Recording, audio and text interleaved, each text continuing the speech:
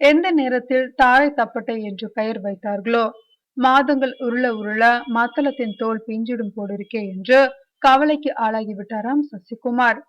சுமார் 7 கோடி வரைக்கும் சம்பளம் வாங்கிக் கொண்டு மார்க்கெட்டில் சொல்லும்படியான இயக்குனராகவும் நடிகராகவும் இருந்த சசிகுமார் எப்போது குருவே தன்னை அழைக்கிறார் என்று சந்தோஷப்பட்டாரோ அன்று ஆரம்பித்த பெருமூச்சுதான் இன்று இதயத்துக்குள் கபடி ஆடுகிற நிலைமைக்கு கொண்டு வந்து விட்டது.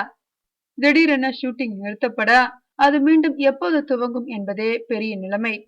எல்லாவற்றுக்கும் காரணமாக சொல்லப்பட்டது மிஸ்டர் எம் தானாம். கடைசியில் ஒரு முடிவுக்கு வந்து விட்டாராம் சசிகுமார். இந்த படத்தின் தயாரிப்பு பொறுப்பை தானே எடுத்திருக்கிறேன், நீங்க டைரக்ஷன் மட்டும் பண்ணுங்க என்று பாலாவிடம் கூறியிருக்கிறார் சசிகுமார்.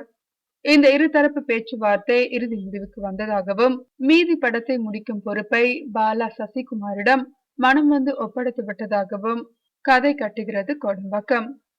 சசிகுமார் வந்ததும் சிக்கனமும் தலை தூக்கி இருக்கிறதாம். படத்தின் ஒரு ஷெட்யூல் படப்பிடிப்பு அந்தமானில் நடைபெறுவதாக முன் முடிவு செய்திருந்தனர். இப்போது அந்தமான் சங்கதிகள் அனைத்தையும் தேனி பகுதியிலே படமாக்க முடிவு செய்யப்பட்டுள்ளதாம்.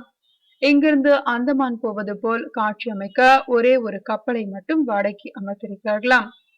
எப்படியாவது இந்த படத்தை முடித்துவிட்டு சரியோ தப்போ கோடம்பாக்கத்தில் மற்ற ஹீரோக்களின் ஓட்டப்பந்தய மைதானத்தில் தானும் குதித்துவிட வேண்டும் என்று துடித்துக் கொண்டிருக்கிறாராம் சசிகுமார்.